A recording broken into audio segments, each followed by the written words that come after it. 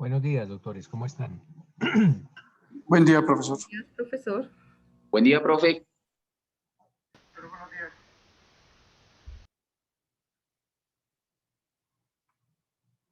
Buen día, doctor. ¿Cómo amanecí?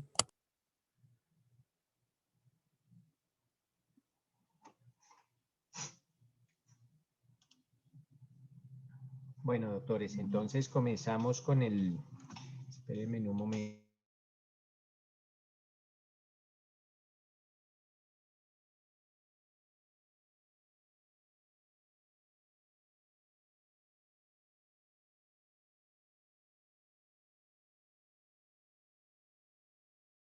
Empezamos con los comentarios que tengan sobre el caso de ayer, el caso del ladrón que robaba al ladrón. Entonces, ¿qué me dice Sandra Margarita al respecto? Buenos días, profesor, ¿cómo está? ¿Me escucha? Sí, señora. Yo pienso que sí había cometido un delito, porque si lo capturaron era porque él ya tenía previa una orden de captura. No, lo capturaron en Entonces, flagrancia. Es que lo capturan cuando está robando a la segunda persona, o sea, cuando el segundo ladrón está robando al primer ladrón. lo capturan, entonces sí cometió un delito de hurto. Claro, pero acuérdate, Sandra, que no siempre que capturan a una persona podemos determinar que cometió un delito. La única autoridad que determina que si cometió un delito o no es un juez, no un policía. Un policía está en el deber, lógicamente, de capturar, claro que sí, si él cree que la persona cometió un delito, pero quien determina finalmente si la persona cometió un delito no es un juez, porque o si no en ese orden de ideas no existirían los jueces y para esa gracia pues echemos a los jueces y solo con los policías. Entonces, básicamente no podemos partir del presupuesto que si fue capturado es porque se cometió un delito. No, porque a mí me pueden capturar y de todas maneras, y yo posteriormente pruebo que no, que era inocente. ¿Mm? Ok, Vale, pero pues listo. yo considero que sí cometió el delito. Pues Listo, digo Sandra. yo. Ya ahorita vamos a ver Ok, profe, gracias. los eventuales problemas que vamos a tener al respecto. Ok. Vamos a tener, Sandra y yo vamos a tener problemas muy serios y ahorita vamos a resolverlos. ¿Qué me dice Luis Onofre? Profesor, para mi concepto cometió el delito de hurto porque fue detenido en fragancia. Ojo, Luis Onofre, lo mismo que el problema que tengo con usted, lo puedo hablar con Sandra. El hecho que una persona sea condenada en flagrancia indica que cometió un delito. Porque entonces, quitemos a los jueces, acabemos los jueces, porque captura en flagrancia, ¿para qué juez? No, o sea que una persona capturada en flagrancia siempre será condenada. Es que también hay un antecedente, profe, le cogieron un arma, creo. Sí, pero es que yo no estoy hablando de armas, sino estoy hablando del hurto. Ojo, porque es que todavía ustedes cuando estén estudiando procesal civil, procesal penal, y estén por allá en el artículo 301, pues van a analizar lo de la flagrancia. Pero la flagrancia simplemente es una forma de capturar a una persona, pero de que de ahí a que sea hallado culpable o inocente de un proceso, tendrá que darse un juicio. En el juicio se tendrán que ventilar con pruebas si la persona es culpable o es inocente, así haya sido capturada en flagrancia. Pero no me involucren temas que no conocen. Simplemente involúcreme en todos los aspectos que nosotros ya hemos estudiado de tipicidad, antijuridicidad y culpabilidad, Luis Onofre. Esos conceptos y estos temas. La flagrancia todavía no. Después ya tendrán tiempo para analizar y estudiar la flagrancia. ¿Listo, Luis Onofre? También le encontraron el dinero, profe. Claro, le encontraron el dinero, pero el hecho de que haya sido capturado en flagrancia, o sea, quitémonos, un penalista se tiene que quitar esos conceptos de la cabeza. Es capturado en flagrancia, él podrá probar de otra forma que no cometió el delito o que sí cometió el delito la fiscalía. Cada uno tendrá que sacar avante su pretensión, pero indistintamente de cómo fue capturado, cometió un delito. Usted me dice, sí, cometió un delito porque fue capturado en flagrancia. No. No, porque cuando una persona es, cuando una persona es condenada en una sentencia, el juez no puede decir, cometió el delito porque fue capturado en flagrancia. No, eso no es derecho penal. Derecho penal es, cometió el delito porque la conducta que cometió es típica, es antijurídica y es culpable. La flagrancia es otro asunto. De hecho, la flagrancia ni siquiera se toma en una sentencia. La flagrancia solo sirve para legalizar una captura, no sirve para nada más. Ya nunca jamás se vuelve a tocar la flagrancia. Cuando una persona es capturada en flagrancia, nunca jamás se vuelve a hablar de ello. Al final el juez dirá, ¿esa conducta es típica, antijurídica y culpable? Sí y no. Si determina que sí, lo condena. Si determina que no, lo absuelve. Pero la flagrancia no tiene nada que ver para condenar a una persona. ¿Qué me dice Marco? Gracias.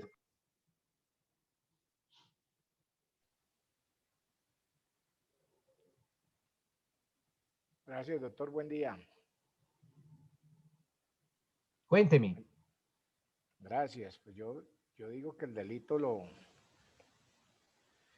quien comete, quien juzga es el juez, si cometió un delito o no lo cometió, Sí, señor. de lo de los dos ladrones.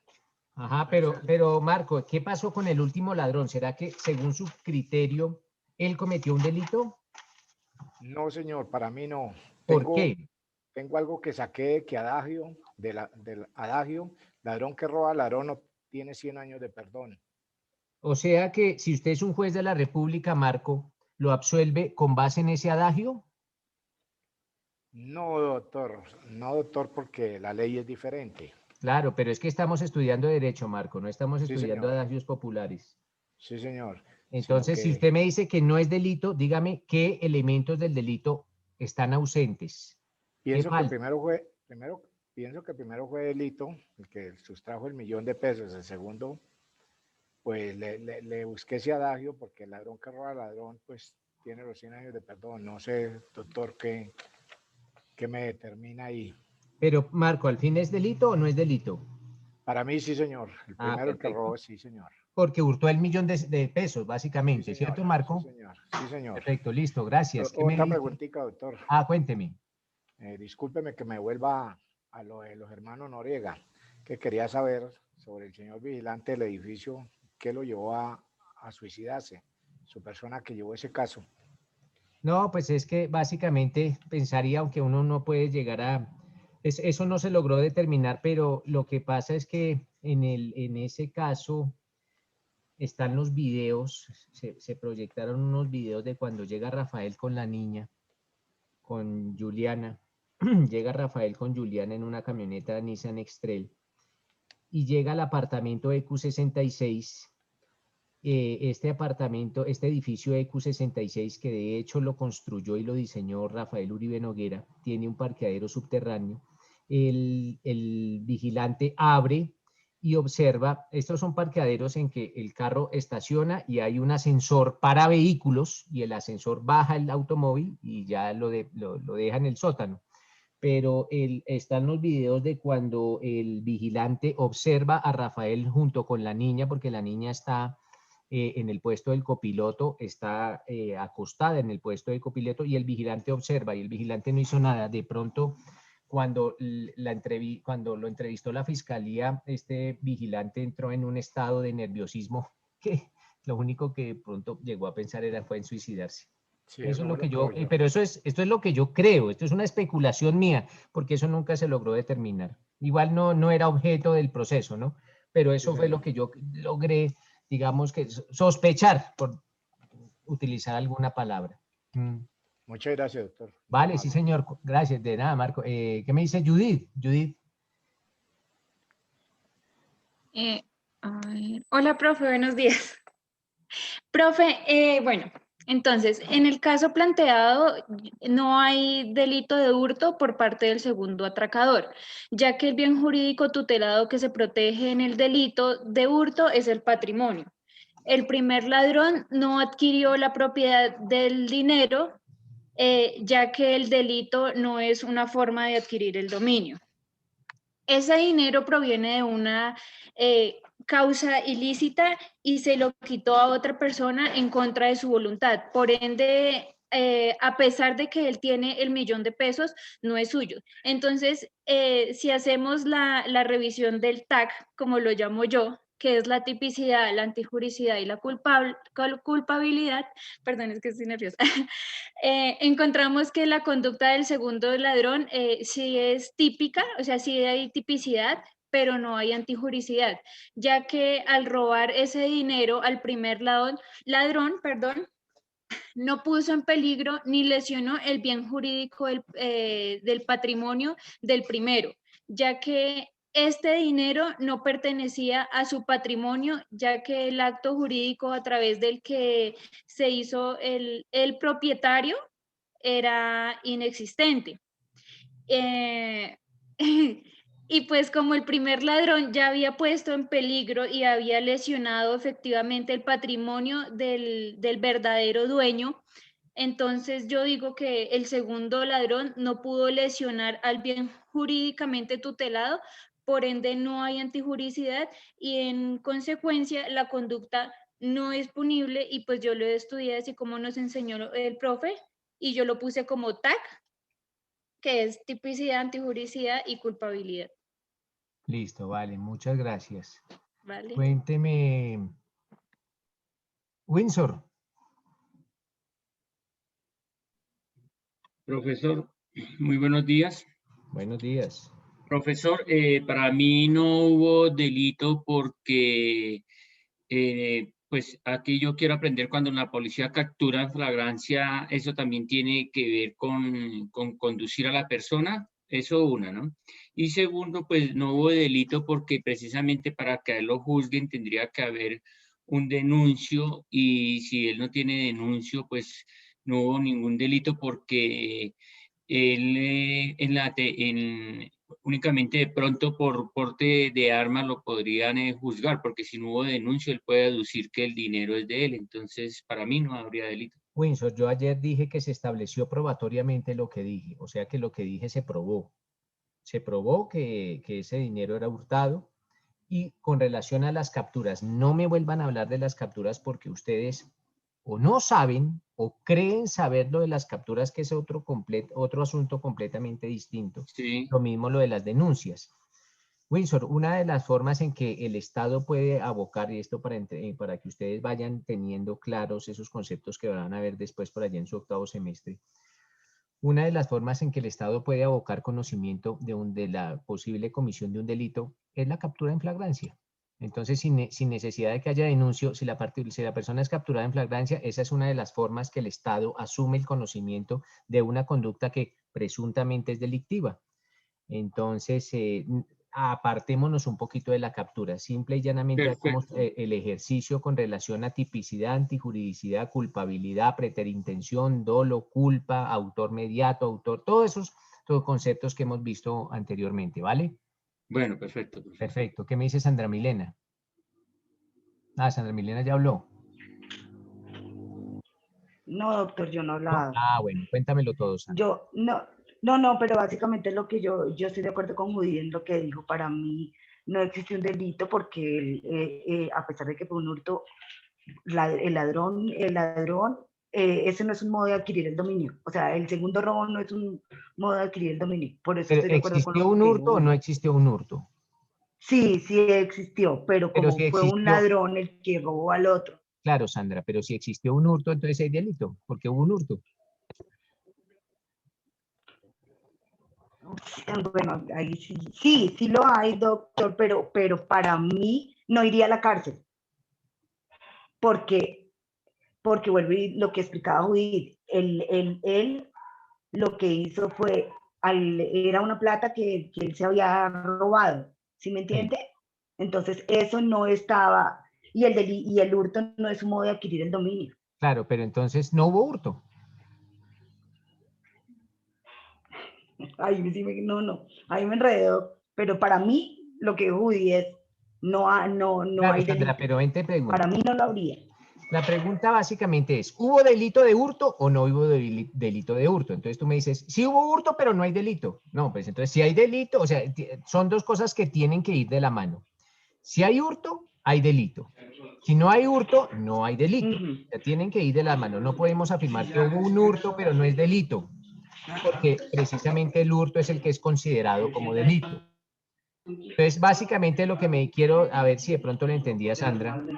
Sandra dice, no hay hurto. O no hay delito, básicamente. No hay delito, pero sí hay un hurto, ¿cierto? De pronto lo que quiere decir Sandra más técnicamente es, hubo un apoderamiento, pero no hubo hurto, no hubo delito, pero sí hubo un apoderamiento de algo que no era propio. Bueno, Exacto, sí, doctor, eso es exactamente lo que... vale, perfecto. ¿Qué me dice Cristian? Buenos días, profesor. Esto sí hubo delito, pues yo opino que sí hubo delito por cuanto a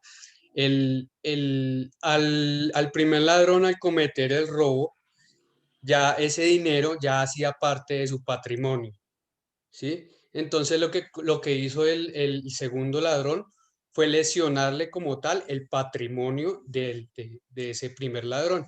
Entonces, para mí sí hay delito. Ahora, que se pruebe realmente el delito, ya digamos que ya eso es cuestión del juez y de la defensa del ladrón, ¿no? Pues el profesor nos dijo que se había demostrado que ese dinero prácticamente era ilícito o era producto de otro acto punible cometido por el que demanda, por ejemplo. Pero digamos que a mi modo de ver las cosas, eso es objeto de otro juicio, de otro proceso. No sería objeto del proceso que se lleva a cabo, que es el reclamo que le hace el primer ladrón al otro segundo ladrón. Listo. Entonces, sí hubo antijuridicidad espérame. Sí hubo antijuridicidad porque se lesiona el patrimonio de este ladrón. Si hubo obviamente, sí fue la conducta típica, pues por lo que pues, se encuentra en la ley como punible esta conducta. Y en cuanto a culpable, pues el ladrón tuvo conciencia de que la conducta era antijurídica y se le puede hacer un juicio de reproche por este motivo. Listo, Cristian, muchas gracias. Henry. Vale. Bueno, profesor, con relación a la pregunta que se formuló ayer con este caso, de que si el ladrón estaba cometiendo el hurto, el segundo ladrón, pues yo considero que sí. ¿Por qué? Porque cuando una persona va a robar a otra, no le va a preguntar de dónde sacó ese dinero o de dónde proviene. Entonces esa persona ahí pues está cometiendo, o él considera que está cometiendo el delito a robarle a esa persona. Y esa persona, considero yo que en ese momento va a ser acusado bajo el delito de hurto. Y la primera persona que se dejó libre porque en ese momento no tenía, o sea, no era consciente que ese dinero había sido robado de otra persona. Entonces, hasta que la primera persona, la víctima y la dueña de ese dinero, no acuse a la primera persona de que ese dinero era suyo y que él fue el primer ladrón que le robó el dinero, pues esa persona está libre. Listo, gente, gracias. ¿Qué me dice Uriel? Doctor, buenos días. Préndame las cámaras, Pues, préndame las cámaras. para este caso, sí hubo delito. La acción cometida por el segundo ladrón cumple con las tres características que consagran la tipicidad, la antijuricidad y la culpabilidad, ¿sí? Ya que se demostró que estos hechos fueron ciertos. De todas maneras, esto no excluye al primer ladrón también de su acto delictivo, pero sí hubo delito, doctor. Para el segundo caso hubo delito. Muchas gracias, Uriel. ¿Qué dice Eduardo?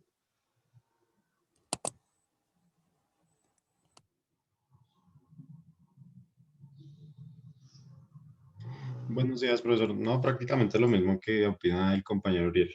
Ambos cometen la misma conducta, pues que es el robo, una conducta típica anticulpable. Listo, pero ambos no, porque aquí estamos Pues, solo sí, juzgando al segundo. El primero no nos interesa, pero nuestro juicio va orientado a establecer la conducta del segundo ladrón, no del primero, Eduardo. Pero entonces, básicamente, me dice Eduardo que sí, que el segundo también comete el delito de hurto. Exactamente. Vale. ¿Qué dice Cristian?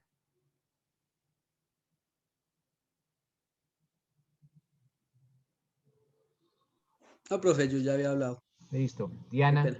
Diana Joana.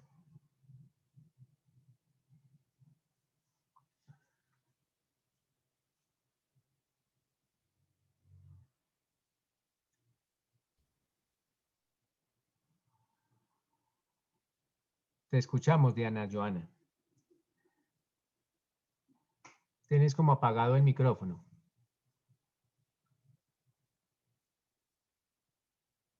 Bueno, mientras Diana Joana resuelve sus problemas de conexión, ¿qué nos dice don Jairo Díaz? Sí, señor, buen día, doctor. Yo también pienso y confirmo y apoyo la hipótesis de los demás compañeros en el sentido de que sí es delito, independientemente de que haya sido hurtado a otra persona que haya cometido el mismo delito.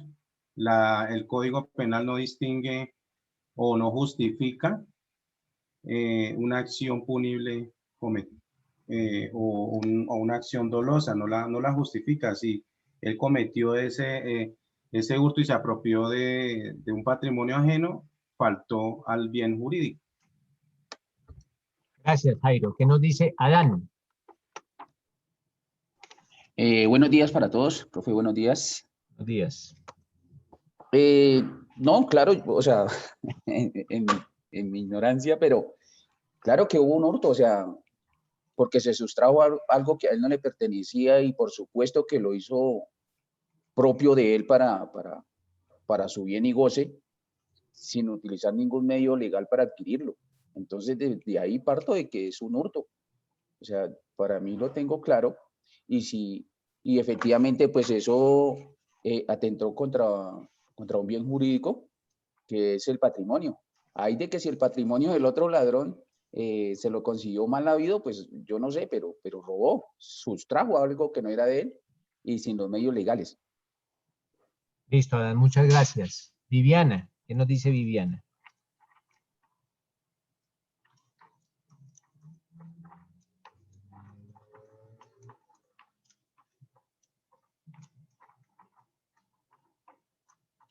Tienes el micrófono apagado, Viviana. Perdón, buenos días, doctor. En mi opinión, sí hubo delito, sí, porque hay un hurto, se maneja la tipicidad, la tipicidad y la culpabilidad. Esto me llevó a los artículos 239 y 240, ¿sí? Del Código Penal, donde habla del hurto, pues con el artículo 239 habla del hurto, el que se apodere de una cosa mueble ajena, con el propósito de obtener provecho para sí o para otro, ¿sí?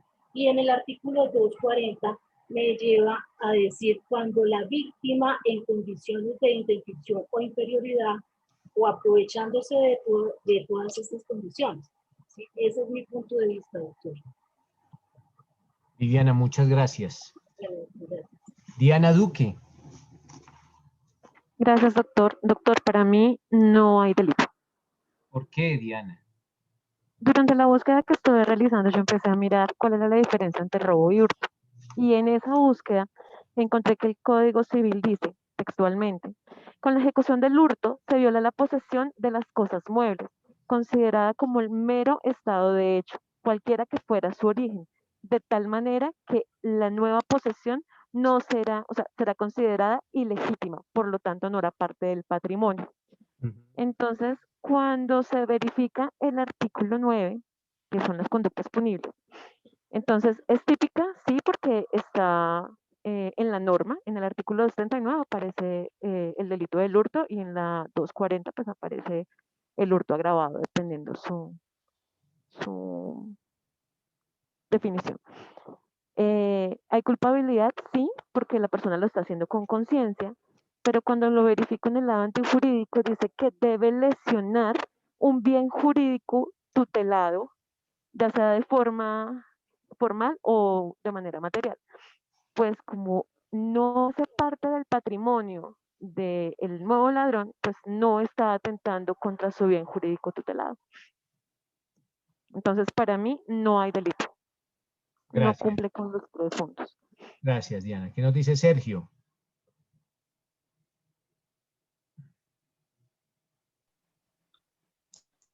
Profe, buenos días. No, yo creo que no hay delito, porque el segundo ladrón no se apoderó de los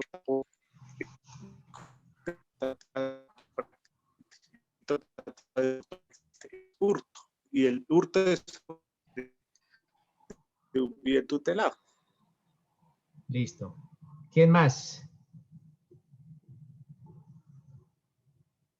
Geraldine. Profe, buenos días. Yo Buenos días. considero que sí hay delito porque no estamos entrando, o sea, aunque puede que no sea un bien tutelado en este momento, nosotros no estamos entrando a juzgar el patrimonio del primer sujeto, sino el actuar del segundo sujeto. Entonces, si encontramos, sí tiene las 3 conductas para que sea un hecho punible, que es tipicidad, antijuricidad y culpabilidad. Listo, perfecto. Bueno, ¿nadie más? ¿Nadie más desea hacer uso de la palabra? Conste que yo tomo atenta nota de las personas que intervienen y esto pues tendrá una repercusión o positiva o negativa en su nota final. Miren, inmediatamente, yo no sé por qué todo funciona desafortunadamente con amenazas. Pero bueno, ¿qué nos dice Juan Infante? Sí, señor profesor, buen día. Buenos días. Sí, profesor, para mí sí hay delito, por lo que cumple los 3 requisitos, que es tipicidad, antijuricidad y culpabilidad. Más que fue probatorio, creería que sí hay delito por parte del segundo ladrón. Listo, ¿qué nos dice? Muchas gracias. Vale, perfecto. Diana Joana Ramírez.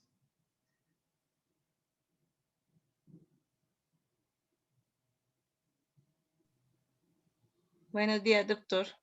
Préndeme la cámara, Diana. Espera.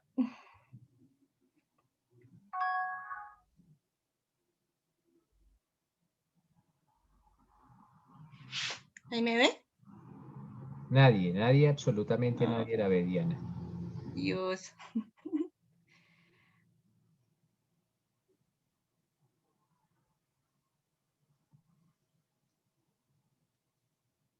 Tampoco. Ay, tengo problemas con la cámara. No. Bueno, cuéntame.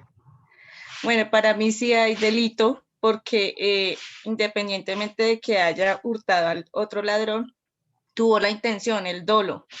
Entonces sí hay delito. Listo, Diana, perfecto. ¿Qué nos dice don William Segura? Profe, buenos días. Profe, para mí no hay un delito en sí. Hay una captura, pero para justificar de que el dinero era de él, pues hay que llevar al proceso. Y en el momento de la captura, pues le hacen la captura normal.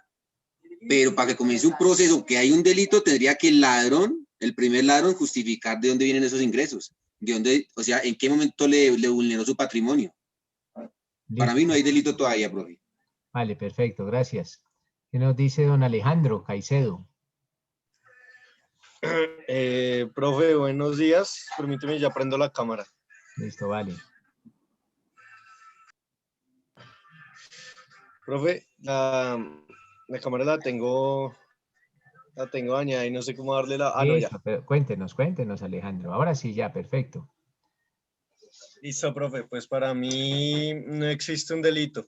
El segundo ladrón al adquirir, digamos, estos recursos o, digamos, este patrimonio de manera ilícita, no hay, digamos, una justificación de ¿sí? No, dígame, lo estoy escuchando, No hay una justificación. Okay. No hay una justificación de, o sea, de dónde vienen y si se adquirieron de manera lícita, de manera legal, ¿no? Entonces, para mí no existe un delito en sí. Existe la acción, existe todo esto, pero que sea considerado como delito no al ser, digamos, adquiridos de una manera no lícita. Listo, perfecto. ¿Qué nos dice Valentina?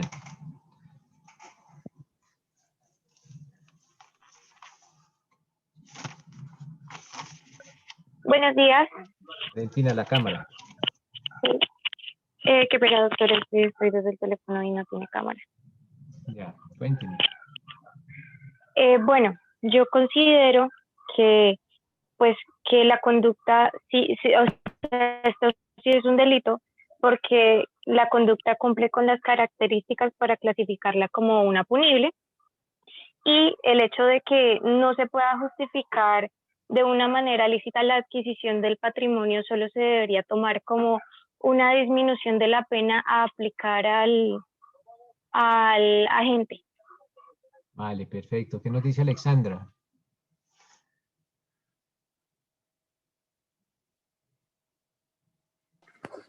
Buenos días, profe.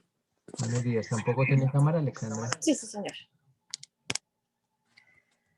Cuéntame. Yo digo que sí es hurto, porque pues el hecho de que le haya robado a otro ladrón no lo exime de ese delito. Pues Entonces, básicamente no es eso, Alexandra, porque no es el hecho de robarle a un ladrón, porque entonces eso casi que nos daría patente para robarle a todos los ladrones. Básicamente es analiza que le robó a un ladrón algo que él había robado. O sea, no es que le robó, o sea, porque entonces en ese orden de ideas, Alexandra podían ubicarse donde está el ladrón y entrar y robarle todo su patrimonio, ¿no? Entonces pero robarle a un ladrón, pero ¿robarle qué? Robarle algo que él previamente había hurtado. Exactamente, entonces sí es hurto, igual no lo exime del delito. Ninguna responsabilidad. Ujú. Vale, listo, Alexandra, muchas gracias. Gracias. ¿Qué me dice Ana Burgos? Buenos días, profe. Soy Juanita, pero es que estoy desde otro computador. Ay, ¿y no tiene cámara? Dame un momento. Préndame la cámara porque necesito que ustedes ya vayan adquiriendo esa destreza. Listo, perfecto. ¿Ya me ven? Sí, perfectamente. Yo opino que al primer ladrón, bueno, no, al segundo mentira, al primero, se le debe respetar pues también el debido proceso porque a ellos no se les juzga como ladrones, sino como personas normales. O sea, si el dinero salió de donde sea que haya salido, pues ellos también tienen, o sea, ellos tienen el derecho de ser juzgados como cualquier persona. Pero hablemos del segundo ladrón, Juanita. Pues el segundo, yo digo que sí cometió el delito porque igual pues cometió el hurto así porque él no sabía tampoco de que él había acabado de robar ese dinero. Listo, perfecto. Entonces pues yo digo que es como robar a cualquier persona, diría yo. Listo, vale, te agradezco mucho. ¿Qué nos dice Viviana Jiménez? Buenos días, profesor. Para mí sí hay delito, porque aparte de que cumple que es típico y es típico y culpable, también está la parte antijurídico, porque el hecho de que él hubiera hurtado, le hubiera tomado ese $1.000.000 al segundo ladrón, no le iba a entregar el dinero a la primera persona. Entonces, de una u otra manera, sí está atentando con el bien de esta otra persona. Adicional a esto, pues teniendo en cuenta a lo que se refiere que es hurto, que es adquirir algo que no es de él, entonces para mí sí hay delito. Listo, listo. Profe, y adicionalmente, discúlpeme, es que mi compañero Mauricio Velandia no tiene audio, pero él escribió en el chat. No sé si le puedo leer la respuesta de él. Dígale que el viernes tenga audio porque lo voy a escuchar en la sentencia 29.221, ¿vale? Perfecto. Bueno, ok. Vale, muchas gracias. Listo, perfecto. ¿Qué nos dice Eduardo Bermeo?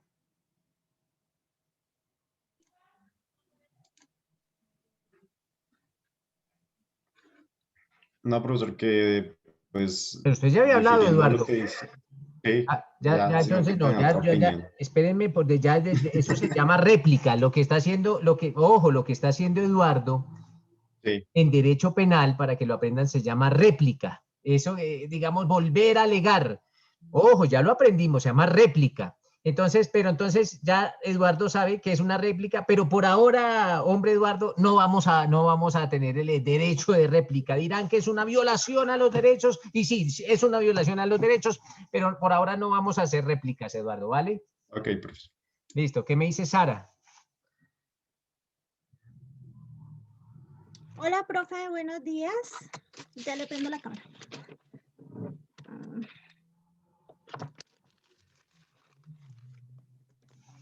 Hola, profe, compañeros. Pues para mí, profe, sí hay delito porque, pues, a pesar de que el dinero fue obtenido de un ladrón que lo tuvo mal habido, eso no lo exime a él de ninguna responsabilidad. Además, cumple con las tres características: la tipicidad, la antijuricidad y la culpabilidad, porque eso fue probatorio, eso fue todo probado. Entonces, para mí sí hay delito. Gracias, Sara. Sandra Ariza. Bueno, profe, yo digo que sí hay delito porque, pues, independientemente de que el dinero haya sido robado, como tú, bueno, nos habías explicado que los delitos de resultado son los que, pues, modifican el mundo exterior. Entonces, tú nos ponías el ejemplo de que yo tenía 5.000 pesos y, pues, me lo robaron, entonces ya no tengo mis 5.000 pesos. Listo, perfecto. Sí, se modificó el mundo exterior. ¿Y qué nos dice don Sebastián Guerrero? Profe, pues yo analizando, entonces tendríamos que mirar los elementos de la conducta punible. En este caso, usted sería la antijuricidad, la tipicidad y la culpabilidad y el bien jurídico. Entonces yo digo que sí se está cumpliendo, pues porque ahí se está atentando contra un bien jurídico que es el patrimonio económico. Y también, ¿qué iba a decir? Bueno, les voy a hacer otra pregunta a todos. ¿Algún alumno inquieto le dio por buscar si la Corte Suprema de Justicia en su sala de casación penal ya ha dicho algo de eso? O sea, si ese caso verdaderamente existió o si fue un caso que el profesor se inventó, alguien buscó si existe algún pronunciamiento, si existe algún precedente por parte de la sala penal o la sala de casación penal de la Corte Suprema de Justicia. Profe, qué pena. Yo creo que hay una sentencia, pero es que no, No, yo no sé cuál es. Ojo, Brigitte. Nunca hagan eso, porque ustedes en un juicio no le pueden decir a un juez esas cosas. Decirle, señor juez, yo creo que hay una sentencia, pero no me acuerdo cuál es. No, yo creo que el juez, no, ¿y cómo quedan con su cliente? No, quedan terrible. Esos ya ustedes, bueno, aunque están muy cerca, están a 2 años de graduarse, no lo hagan ante un juez. Cuando tengan la certeza de lo que le están hablando, porque hasta de pronto se pueden ver inmersos en un delito que se llama el fraude procesal, si ustedes le hacen esas afirmaciones a un juez. Pero ninguno buscó si existe algún pronunciamiento de la Corte con relación a eso. Pues que sea de que haya robado dinero robado, no, profesor. ¿No buscó o no existe el pronunciamiento? No, sí busqué, pero hay muchos casos similares, pero o sea, sobre vehículos o prendas, pero... Ladrón que roba no. ladrón. No existe en la jurisprudencia según Eduardo. Entonces yo Pues yo también busqué y no encontré, realmente muy probablemente es porque no, aún no sabemos buscar bien, pero yo no encontré, solo me salía la película. Ah, bueno, sí. Profe, la Bueno, 553 del 2001. sí, no, esa no es. Solo hay un pronunciamiento de la Corte y ese no es. No, no la encontraron. Pero bueno, Yo no quiero la encontré escuchar tampoco. espéreme que todavía no hagamos réplica, Windsor. De ahorita es que quiero escuchar a algunas personas que no conozco. ¿Qué me dice? Levante, bueno, a Efraín ya lo conozco. ¿Qué me dice Efraín?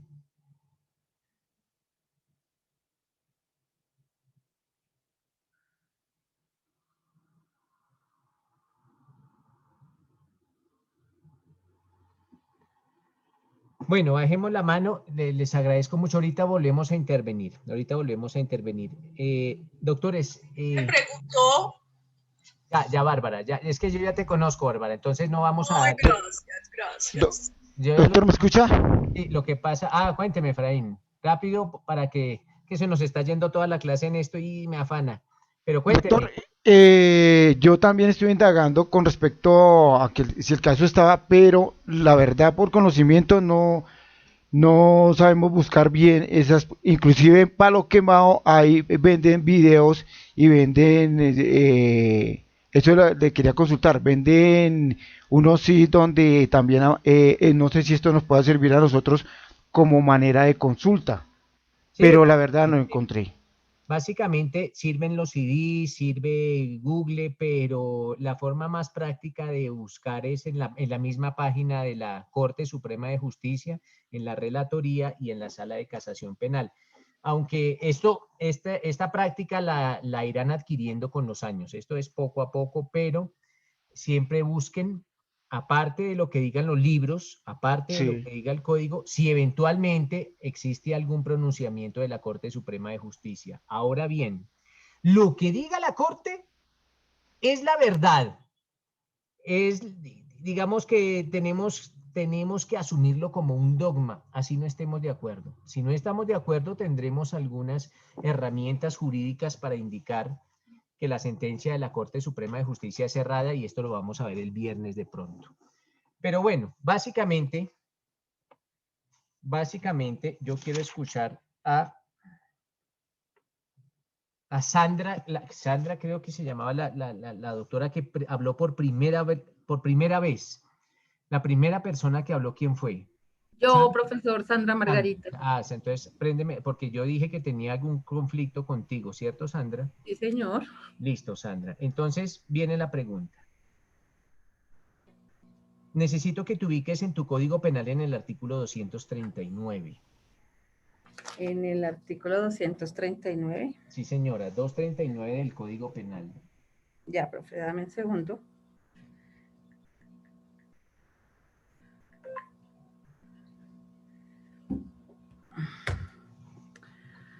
Artículo 239, hurto. El que se apodere de una cosa mueble ajena. Espérate. Entonces, vamos a tratar de desmenuzar ese artículo. Dice, el que se apodere. Entonces, existe una acción. ¿Cuál acción es? Apoderarse. Alguien se apoderó. ¿Y de qué se apodera, Sandra? Del dinero del otro ¿dónde ladrón. dice dinero? Ahí en el 239. Se apodera de una cosa mueble ajena. ¿Y qué es una cosa mueble? ¿Un bien jurídico?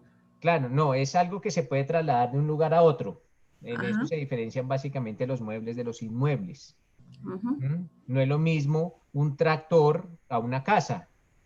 No es lo mismo una joya a un edificio, porque el edificio no se puede trasladar de un lugar a otro como la joya sí. Entonces, básicamente, pues un concepto muy básico, la diferencia entre bien mueble y bien inmueble es que el bien mueble se puede trasladar de un lugar a otro. Entonces, si ustedes analizan ese artículo del hurto, inicialmente existe un apoderamiento. Alguien se va a apoderar y se va a apoderar de una cosa mueble. Y esa cosa mueble tiene que ser ajena, porque lo dice Sandra. Ya Sandra nos leyó el que se apodere de una cosa mueble ajena. Listo. Entonces, vamos a analizar la conducta, vamos a ponerle un nombre al segundo ladrón. Se va a llamar Nelson. El segundo ladrón se va a llamar Nelson. Entonces, ¿Nelson se apoderó de una cosa mueble? Sí. Listo. ¿Esa cosa mueble era ajena? Sí. Listo. ¿Qué más dice en el artículo? Con el propósito de obtener provecho para sí o para otro. Lo que buscaba Nelson, que es el segundo ladrón, al hurtarse esa cosa mueble, ¿era un propósito, un provecho? Sí, porque quería robarle. Sí, listo. Entonces, con base en ese inicial análisis, hablamos de que hay hurto. Sí, hay hurto. Perfecto. Listo. Entonces, lo que está haciendo Sandra está bien hecho. Hasta ahí está perfecto. Pero nótese que el análisis no termina ahí. Entonces, ahora va a tomar su código nuevamente Sandra y va a remitirse a otros artículos. Porque ya sabe, con base en lo que tú me acabas de leer, ¿qué análisis superaríamos? ¿El análisis sobre qué? ¿Sobre tipicidad, sobre antijuridicidad o sobre culpabilidad? ¿Cuál crees? ¿Qué es tipicidad, Sandra?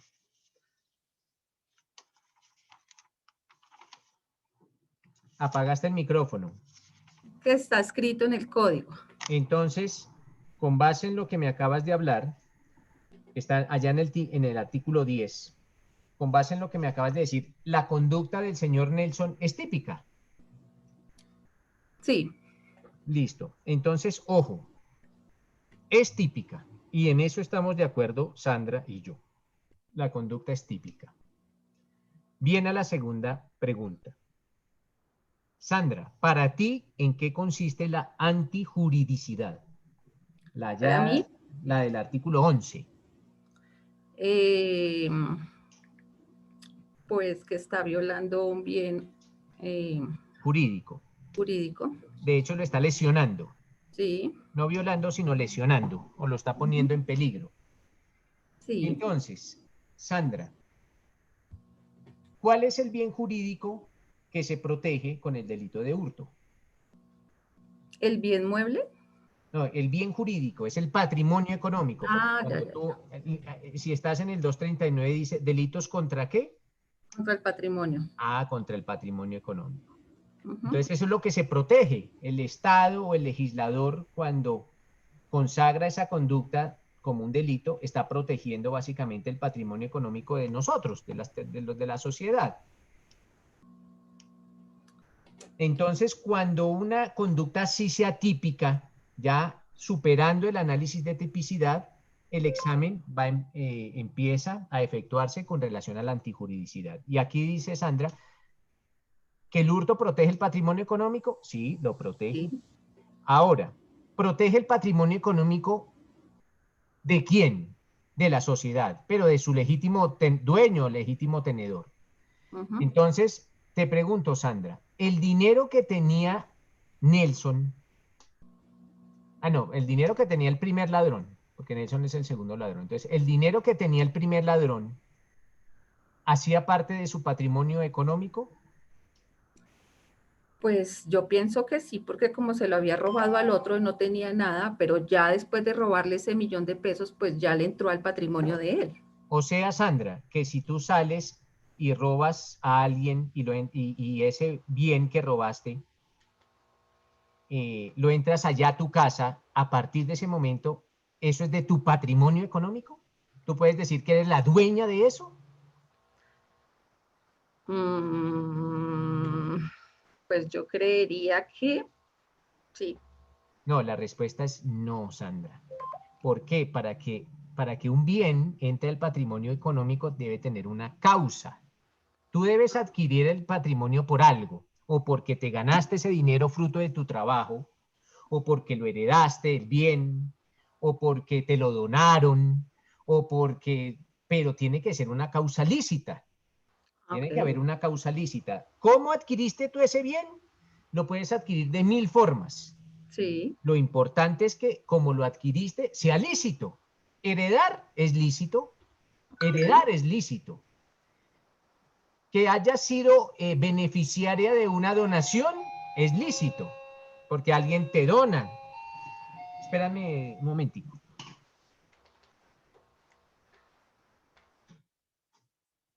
Hola, Miriam, ¿cómo vas? Listo. Entonces, también se nos fue Sandra puso pies en polvorosa. Y no me demoré ni un segundo. Pero bueno, viene para todos. Para que un bien sea considerado parte del patrimonio. ¿Qué pasó, Sandra? Bueno, entonces, aquí estoy. Vale, para que un bien sea considerado parte del patrimonio, tiene que ser lícito su origen. El origen debe de ser lícito. Entonces le decía a Diana, ella puede ser objeto de una donación, puede ser objeto de una herencia, puede ganar, puede adquirir un bien con un dinero fruto de su trabajo honrado, ¿no? De su trabajo honrado, no de su trabajo ilícito. Se lo pudo haber encontrado, pero son fuentes lícitas, son fuentes lícitas. Y resulta, Sandra, que este señor, el primer ladrón, tenía ese dinero, pero ese dinero no era de su patrimonio. No hacía parte de su patrimonio tal como lo dijo por primera ocasión Judith. Judith creo que fue la que lo dijo. Porque eso no hacía parte de su patrimonio porque la causa era ilícita. La causa era ilícita. Entonces, básicamente, no lo digo yo, también lo comparte la Corte Suprema de Justicia en la sentencia número 40830 del 22 de mayo del 2013. Para las personas que deseen, pues, profundizar. 40830 del 22 de mayo del 2013 y me voy. Ya, gracias, Sandra, muy amable por tu participación. Bueno, profe, gracias. Les voy a tomarme el atrevimiento de leerles los 4 rengloncitos en el cual la Corte Suprema dice: para la jurisprudencia, el segundo hurtador no comete delito, porque a pesar de tratarse de una conducta que complace los elementos de tipo penal de hurto, o sea que es típico, la procedencia ilícita del objeto material no permite afirmar que haya habido lesión o siquiera puesta en peligro del bien jurídico del patrimonio económico, pues la posesión material de los bienes sobre los cuales aquella se concrete no genera derechos para quien los obtuvo ilícitamente. O sea que el primer ladrón no tenía ningún derecho sobre ese dinero, toda vez que no sufre detrimento patrimonial alguno. Básicamente, ese dinero no hacía parte del patrimonio del primer ladrón. Entonces, ese segundo ladrón no cometerá ningún delito. Yo comparto esta tesis de la Corte Suprema de Justicia. Le repito, en la sentencia 4830 del 22 de mayo del 2013, y básicamente por eso, doctores, porque no se satisfacen los requisitos de antijuridicidad. Ese es el presupuesto o el requisito que no se logra superar, la antijuridicidad. ¿Qué nos dice Sara? ¿Sara dejó la mano levantada o va a hacer alguna otra acotación? Ay, perdón, profe, no. Y Nelly Acuña. Sí, no me olvidé.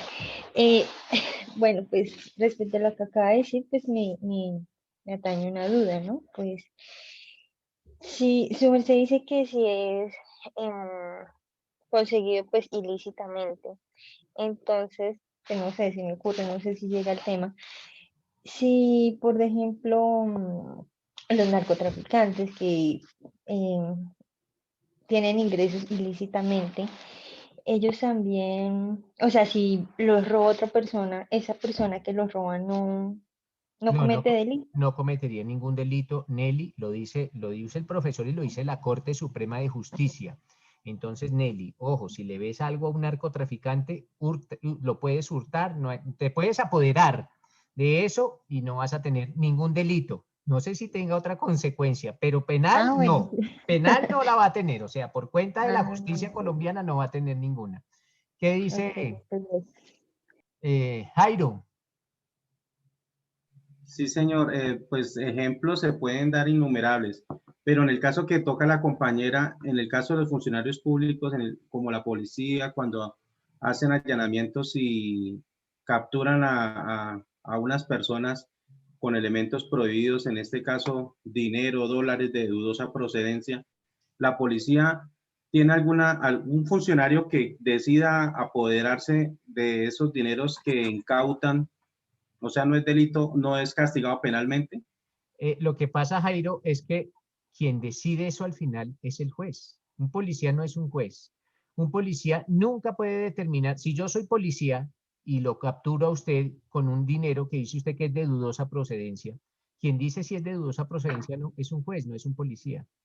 Entonces el juez es el que en últimas, por eso es que esta decisión la toma la Corte Suprema de Justicia, que es el máximo órgano encargado de la jurisdicción penal, no la toma un policía. Si el policía se apodera de esa plata, está cometiendo un delito. ¿Por qué? Porque la única persona que determina si es de ilícita procedencia ese bien es un juez, y todavía no ha habido el pronunciamiento del juez. Entonces, el policía está actuando sin conocer que eso era ilícito. ¿Por qué? Porque la única autoridad que puede determinar si eso es ilícito es un juez de la República. Y no se puede, doctor, aplicar el mismo caso al ejemplo del ladrón, porque si él desconoce la procedencia de ese dinero que hurtó. No, porque es que una cosa es el particular y otra cosa es el servidor público. Y el servidor público tiene unas mayores exigencias que los particulares. Aprendan esta máxima, que no es de los adagios populares, sino es una máxima del derecho. Es: al particular todo le está permitido, a excepción de lo que está prohibido. Entonces, lo que está prohibido no lo puede hacer el particular, pero el funcionario público no. Al funcionario público todo le está prohibido. Todo le está prohibido al funcionario público, a menos que la ley lo autorice a hacerlo. Excelente. Pero el funcionario público tiene una máxima. ¿Cuál? Para mí todo está prohibido, a menos que la ley me faculte a hacerlo. Esa es como la regla de conducta de un funcionario público. Para nosotros, yo soy funcionario público, todo está prohibido. Pero si llega a estar permitido en la ley, será lícita mi conducta. Entonces, analicemos la conducta del policía. El policía dirá: para el policía, que es un funcionario público, todo está prohibido, a menos de que exista una norma que él dice que él se puede apoderar de ese dinero cuando cree que es de dudosa procedencia. No, porque sobre él se va a aplicar esa máxima. Estaba prohibido. Como el particular, no, para el particular todo está permitido, a menos que la ley lo prohíba. O sea, bajo esa premisa, un ladrón que acaba de hurtar y se accidenta con su compinche transportándose en una motocicleta, y al caerse pues se le caen los elementos que hurtaron y llegan las personas a hacer romería, y una de esas personas que se acerca se roba lo que el ladrón se robó, el celular, le agarran, no es castigable penalmente. No es delito, porque no estarían atentando contra el patrimonio económico del primer ladrón, porque esos bienes no hacían parte de su patrimonio económico. O sea que ese primer ladrón es el único que responde por el patrimonio económico de su verdadero dueño, no el segundo. El segundo no responde por el patrimonio económico. El primero sí va a responder. Vea pues. Bueno, doctor. Listo. ¿Qué nos dice Janet? Aquí Janet Moraramos, dice.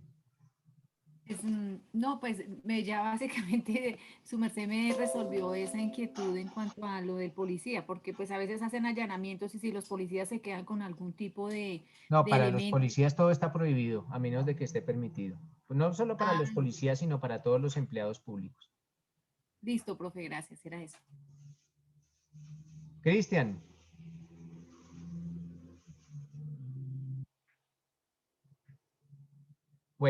Bueno, bájeme las manos que ya vamos a entrar. Ya lo que se habló. Ya quedó eso ejecutoriado, lo dice la Corte, léanse la sentencia y léanse otra sentencia. Les voy a leer. Ya esto del hurto queda superado. Entonces les voy a leer otro pedacito de una sentencia, ya volviendo a los temas de legítima defensa. Les decía ayer que quedó en el tintero una especie de legítima defensa, que es la que se presenta cuando existen riñas. Pues básicamente es esa legítima defensa en caso de riña. Entonces, la legítima defensa en casos de riña. ¿Será que en una riña se podrá alegar legítima defensa? Entonces algunos de ustedes dirán, no se puede alegar legítima defensa, y otros les pueden decir, sí se puede alegar legítima defensa.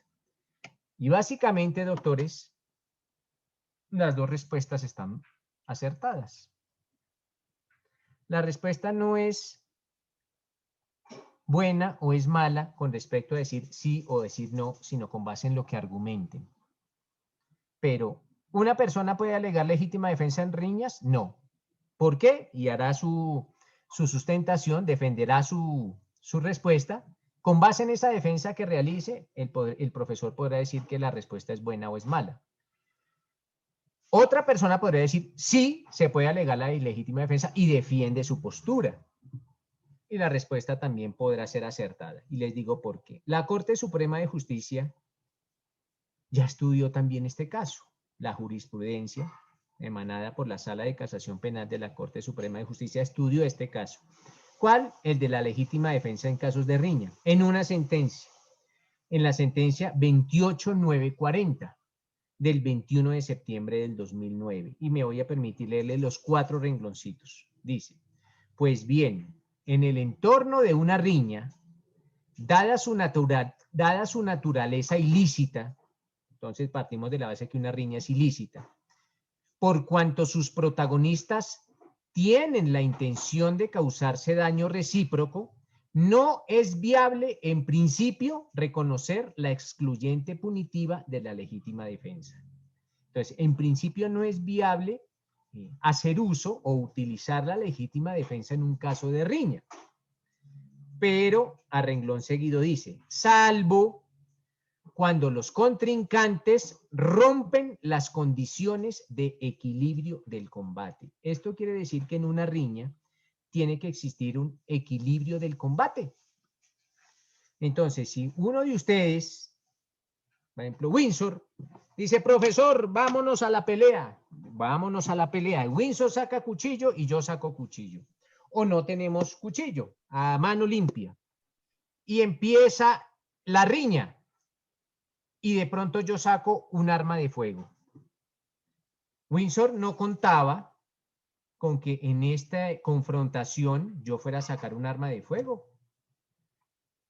Y él saca el cuchillo y se defiende. Podrá alegar de pronto una legítima defensa por cuanto se rompieron lo que llama la Corte Suprema de Justicia, esas condiciones de equilibrio del combate, lo llama la Corte. Entonces, es bueno también que la lean, si desean ahondar más en este tema.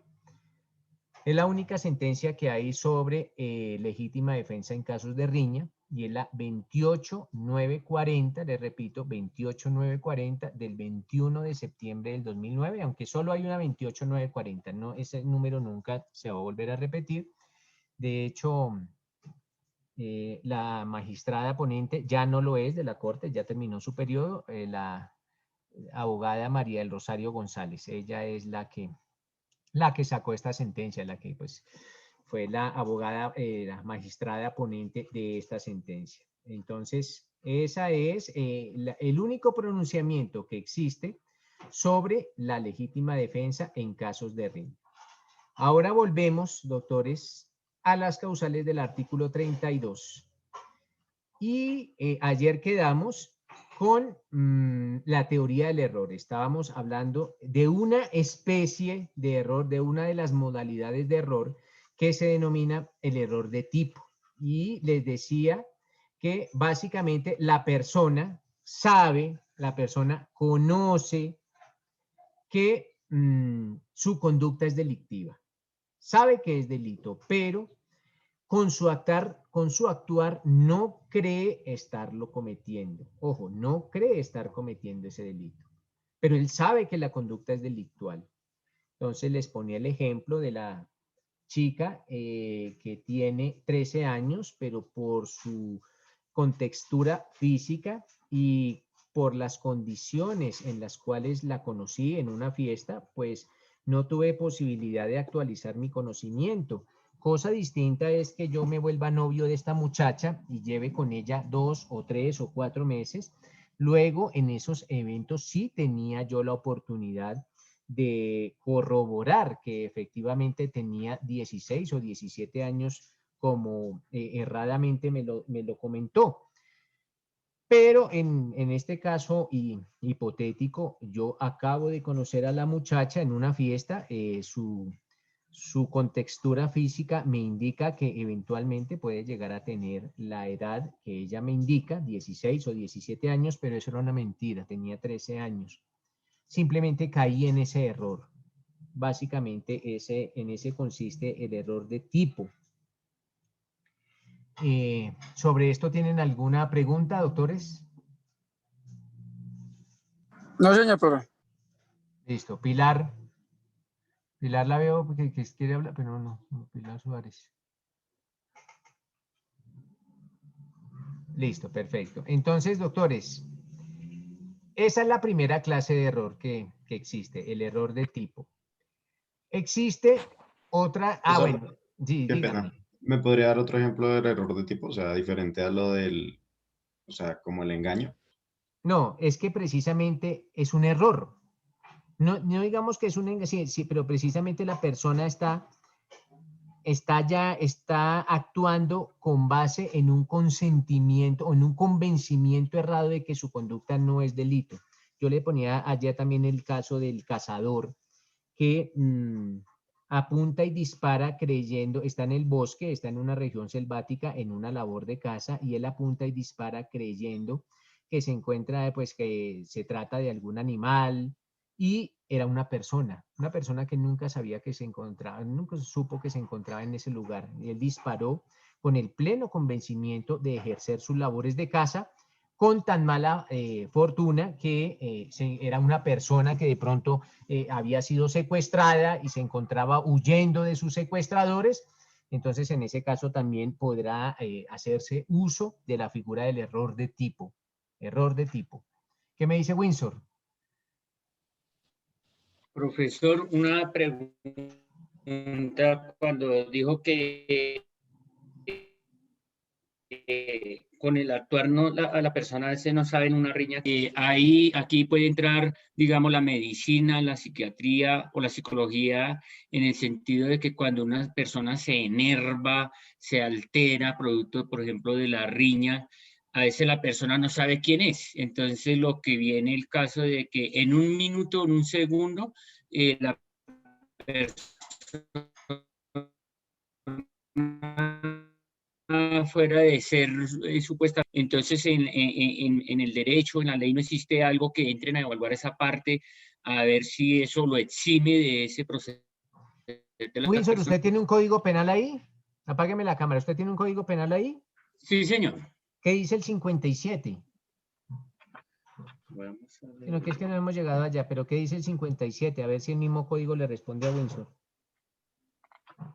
El 57 dice, ira o intenso dolor. Listo, léalo allá en la mente, no me lo vaya a leer, léalo y después me indica si de pronto ese artículo le da la respuesta a su pregunta. ¿Listo, Windsor? Perfecto, gracias. ¿Qué me dice Janet? Profe, pues a mí me quedó la inquietud en cuanto al el error típico. No, error de tipo, no error típico, sino error de tipo. El error de tipo, me quedó la duda en cuanto a que, bueno, si el chico no sabía la edad que tenía, se cometió el error o se cometió el delito, igual tiene que ser condenado, o sea, a pesar de que, pues, que la chica haya tenido esos atributos y ella le haya dicho mentiras y todo eso. Claro, pero ¿qué estamos estudiando, Janet? ¿En qué artículo estamos? Estamos en el artículo 32, Janet, por favor. 32, perdón. Ah, bueno. ¿Y cómo se llama ese artículo, Janet? Ay, ahora se me perdió. Estaba mirando el 239, profe.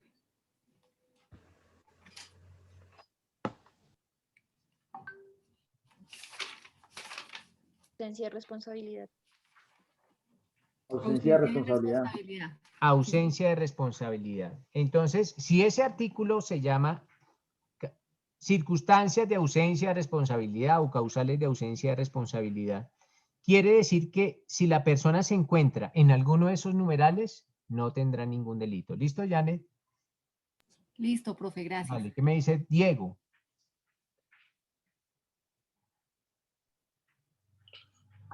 Profesor, es parecido al caso de que uno echando reversa con el carro pueda atropellar o herir a alguien, reversa, que no tiene acceso y la persona está sentada o es un niño o algo que no se ve. ¿Es el mismo caso? ¿No tiene ninguna intención? No, porque es que en el caso que usted me coloca, hablamos de la típica culpa. De pronto hubo una falta al deber objetivo de cuidado o alguna culpa exclusiva de la víctima. Pero le pregunto, Diego, este señor que acaba de conocer la chica, ¿tiene la intención de accederla carnalmente? No, está en una Claro fiesta. que sí, claro que tiene la intención hoy, que es la novia que se acaba de conseguir en la Ah, fiesta. ya.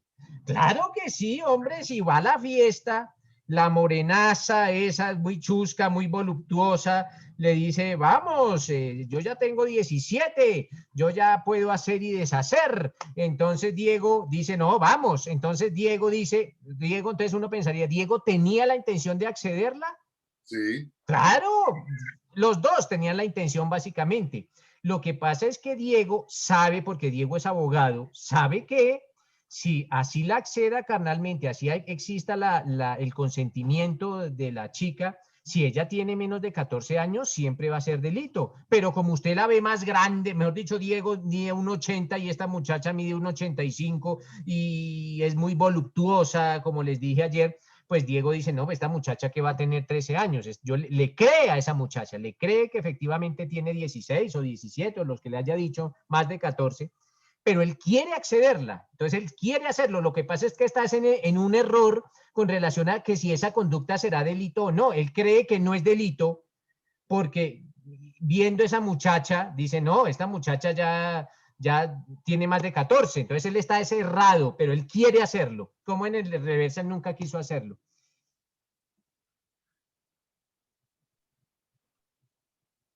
Entonces, doctores, en eso consiste ese error de tipo. Lógicamente el error tiene que ser invencible.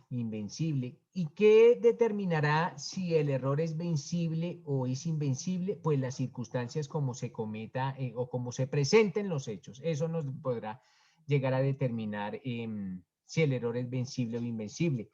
El error de tipo, ¿en dónde se presenta más? En esos delitos sexuales. Allá es donde más se presenta el error de tipo. Aunque podrá llegarse a presentarse en otros delitos, claro que sí, pero donde más tiene aplicabilidad es en los delitos sexuales, precisamente en esos casos, en los casos en que la persona tiene alguna clase de encuentro sexual con otra, con el pleno convencimiento de que ella tiene más de 14 años. Entonces, él podrá alegar, mire, esta chica me dijo desde un principio que tenía más de 14 años, que ya que ya había tenido infinidad de relaciones sexuales, entonces yo estaba bajo el pleno convencimiento de que tenía más de 14 años. Incluso le pregunté a sus amigas, oye, ¿y cuántos años tiene Patricia? Y no, tiene 15 o tiene 16 o tiene 17. Entonces Patricia se mostraba, miren, puede pasar, no estoy diciendo que todos los casos sean iguales, no, pero yo tuve un caso, un muchacho que repartía leche por allá en un pueblo ¿de qué? De Cundinamarca, que se llamaba Sesquilé, y este muchacho conoce por el Facebook a una chica y la chica, según las páginas de Facebook y todo, se mostraba con una chica de 16 o 17 años, su forma de vestir, con múltiples novios, hablaba de sus aventuras y de sus travesías y sexuales. Eran parte de un grupo de amigas, todas menores de 14, pero entre todas ellas decían que tenían 16 o 17 años. Había como un contubernio entre este grupito de amigas en el cual todas decían que tenían más de 14 años. El muchacho conoce a la chica, conoce a las amigas, todas las amigas le dicen, no, ella tiene 16 y ella ya, mejor dicho, ya ha tenido varios novios y ha tenido varias relaciones y tiene la relación sexual. Desafortunadamente la chica queda en embarazo no deseado y el papá se entera y denuncia al muchacho por el acceso carnal abusivo con menor de 14 años y efectivamente logra probar la defensa que este muchacho estaba incurso en un error de tipo. Él siempre estuvo convencido que ella, sabiendo que tener menos de 14 años es un delito, pero él siempre estuvo convencido que ella tenía más de 14 años, precisamente como ella se le presentó por su grupo de amigas, les preguntó, por todas esas circunstancias, como se presentaron los hechos, se logró determinar, o el juez logró determinar que efectivamente él estuvo en un error de tipo y pues básicamente quedó absuelto. Él estuvo preso 1 año, pero al final hasta el fiscal se convenció al final que efectivamente estaba en un error de tipo y se absolvió. a esta persona. Existe otra clase de error, mis doctores, que se denomina el error de prohibición. Error de prohibición. Ojo, entre el error de tipo y el error de prohibición existe una gran diferencia. ¿Cuál es? Que en el error de tipo yo sé, ojo, yo sé que mi conducta es delito. Yo sé cuáles son los delitos. Yo conozco los delitos. Yo sé que matar es un delito. Simplemente cuando yo apunté en la selva, yo nunca pensé que estaba matando a una persona. Yo pensé que estaba matando un animal. Estaba en una selva, estaba en mi época de caza, estaba ejerciendo labores de caza, pues, pero yo sé que matar es un delito. En el caso del sexual, yo sé que acceder a una niña o a una persona menor de 14 años es un delito, pero no creí que lo estaba cometiendo. En el error de prohibición no pasa eso. En el error de prohibición, doctores, yo no sabía que mi conducta era delito. Yo no sabía que hacer eso era delito.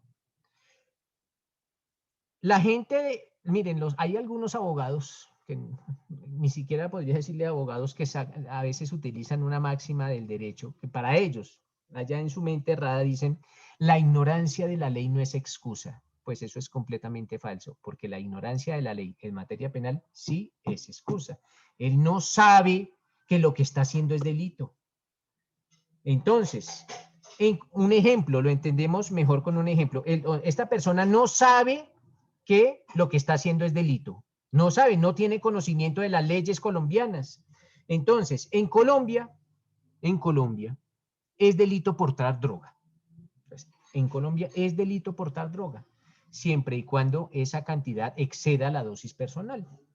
Existen unas dosis personales, entonces 1 gramo para cocaína o 20 gramos para marihuana, pero esas son como las dosis personales, salvo las dosis de aprovisionamiento, pero básicamente en Colombia es delito portar droga cuando la droga supera las dosis personales. Algún extranjero está allá en su país, en, digamos, Alemania, y este extranjero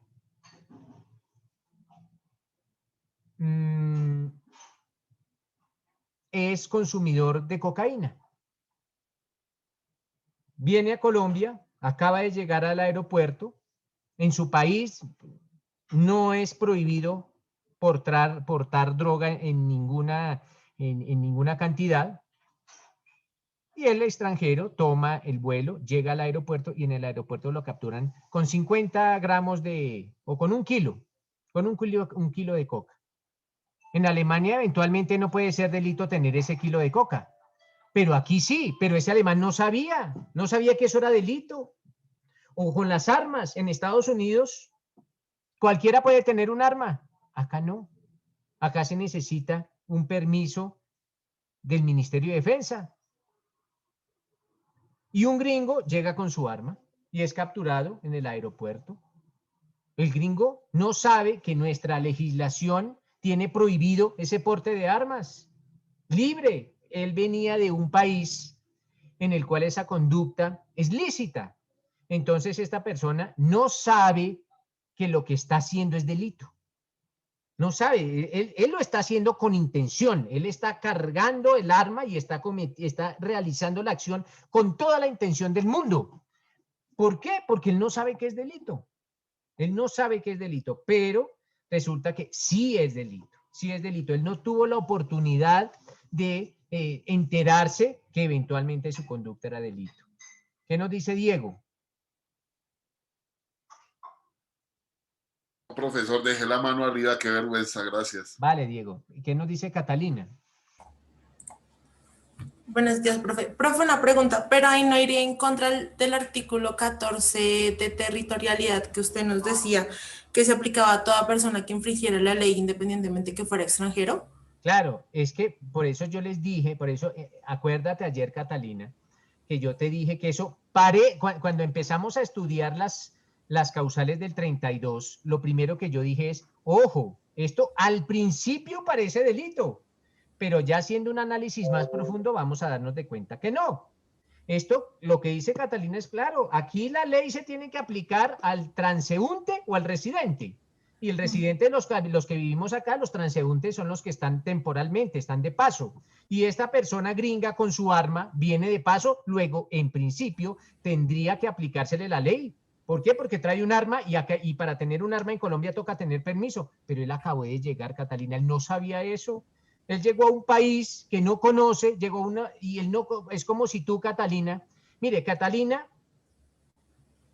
es una mujer adinerada, todos lo sabemos. Todos sabemos que Catalina es una mujer adinerada. Y viaja, dice ahorita en vacaciones, dice, bueno, ella tiene de costumbre viajar a cualquier parte del mundo. Que el azar diga a dónde va a viajar Catalina. Catalina viaja a un país del Medio Oriente, en donde es delito, ojo, es delito tener escotes. Hay países en el mundo en donde es delito castigado con cárcel que una mujer utilice escotes. Y Catalina, pero Catalina, ¿qué lo va a saber si Catalina es de Colombia? Ella se va con su buen escote y llega al aeropuerto de ese país, digamos de allá, del Medio Oriente, cualquier país. Y lógicamente el policía la ve con escote y dice, aquí Catalina está cometiendo un delito y la captura, pero Catalina dice, pero yo acabé de llegar de Colombia y en Colombia no es delito esto. ¿Usted por qué me va a juzgar si yo no sabía? Eso es un error de prohibición. Aunque alguna otra persona diría, no, pero es que Catalina está aquí en Qatar y en Qatar es delito y entonces toca aplicarle la ley. No, porque Catalina no tenía la intención ni la voluntad de hacerlo. Ella estaba en un error, ella cometió un error que se denomina en derecho penal error de prohibición. Entonces, al principio parecería delito, pero si está incurso en esas causales del artículo 32, ya deja de ser delito, Catalina. Ah, listo, profe, gracias. Vale. ¿Qué nos dice Janet? Profe, en ese caso, cuando, digamos, el turista ya ha entrado al país varias veces, muchas veces ha entrado, pero pues nunca le había pasado eso. Claro, Janet, pero él ya tenía la oportunidad y él ya tuvo varias oportunidades de enterarse si con su conducta eventualmente era delito o no. Por eso yo puse el caso de que Janet, que hasta ahora llegaba al país, pero si, por ejemplo, tú, Janet, vas a ese país de los escotes, vas 4, 5, 6, 7 veces, ya tienes la oportunidad de enterarte que eventualmente esa conducta puede llegar a ser delictiva. Siempre, siempre, siempre, aunque esto no es una respuesta que sea una camisa de fuerza, pero siempre lo que digan las pruebas, porque si otra dirá, no, indistintamente que Janet hubiese ido a ese país 5 veces, resulta que era la primera vez que iba con escote, las otras 4 nunca había ido con escote, entonces nunca le había pasado, esta vez sí, entonces de pronto las pruebas dirán que no tuvo la oportunidad de actualizarse, de actualizar ese conocimiento, dicen los especialistas. Ah, ok, profe. Pero ya será con base en las pruebas. ¿Qué nos dice Bárbara? Profe, sí, mire lo que su merced dice, es verdad. Bueno, pues claro que es verdad, Bárbara. Yo no necesito que alguien me corrobore si lo que digo es verdad o es mentira. No, espere, es que sabe que le voy a comentar que mi hija estuvo en España y entonces ella dice que allá la droga está en los hoteles a cielo abierto. Y sin embargo, cuando veían que ella era colombiana, decía coca. Y entonces es que ella les decía, ¿y qué es más delito? ¿Que ustedes se la metan o traerla? Y sin embargo, vaya a Colombia a ver si no es delito tener la droga que usted llegue. Listo, gracias, Bárbara. Pero gracias por darme la razón en lo que yo estaba enseñando. Pero entonces, básicamente, en el error de prohibición, la persona que comete el delito o el autor tienen que estar convencidos que la acción que están realizando, que esa conducta no está prohibida por la ley penal. Entonces él está convencido, sí, lo está haciendo con dolo, pero él está convencido, o sea, hay dolo, hay voluntad, pero él está convencido que esa conducta no está prohibida por la ley penal. Entonces está en un error y ese error, doctores, se denomina error de prohibición. Aparte de eso, doctores, de errores, existen otras clases de errores. Y con ejemplos primero doy la definición y posteriormente con ejemplos tratamos de entenderlo mejor. El primer error, bueno, estos se denominan, vamos a saltarnos la parte de, ya tenemos claro que es un error de tipo, ya tenemos claro que es un error de prohibición, pero, bueno, Catalina, ¿me hace alguna pregunta? Catalina López. Ay, lo siento, profe, ya bajo la mano. Vale, perfecto. Este tema, doctores, se denomina los errores accidentales. Cuando por accidente una persona podrá cometer un error. El primer error se denomina el error en el golpe. Ojo, error en el golpe. Error en el golpe. Algunos doctrinantes, algunas obras de derecho penal, también lo consagran como la aberratio, con B larga, aberratio ictus. I-C-T-U-S. I-C-T-U-S. Aberratio ictus. Y esta es una expresión en latín. La aberratio ictus significa, en nuestro castellano, error en el golpe.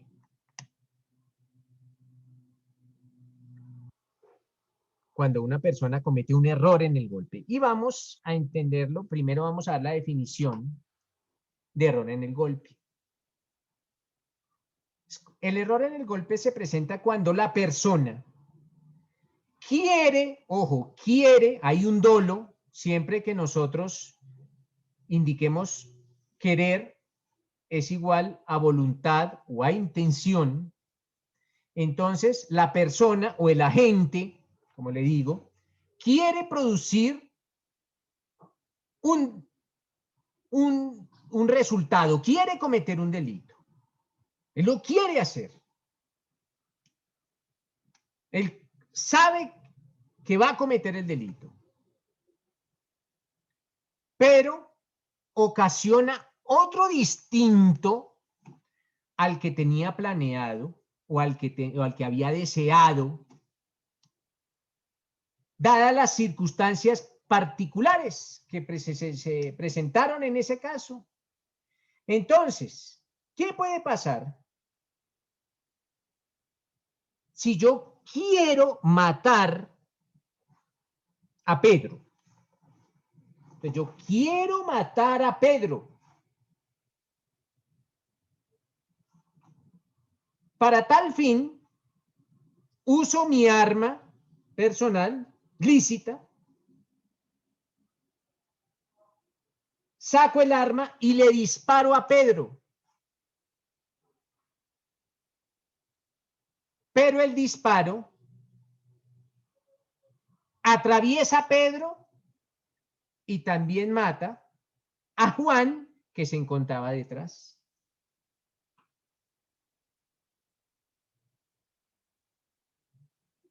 Eso se denomina error en el golpe. La persona nunca quería matar a Juan. Nunca quiso matarlo.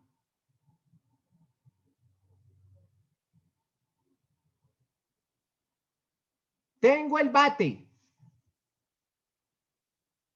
Viene mi enemigo. Digo, me voy a deshacer de mi enemigo. Lanzo el batazo. Mi enemigo lo esquiva. Y un transeúnte cualquiera que pasaba por ahí recibe el impacto y muere. A ese tercero nunca lo quería matar.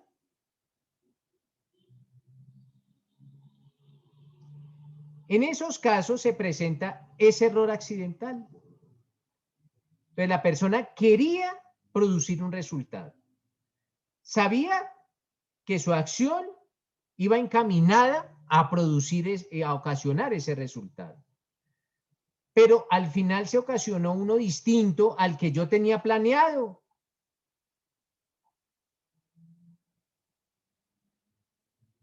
Frente a este tema de la aberratio ictus o el error en el golpe, la jurisprudencia y la doctrina no han sido no se han puesto de acuerdo, no han resuelto esta forma de una manera única, ¿no? Hay unas voces que se inclinan hacia una solución, otras que se inclinan hacia otra. Algunos indican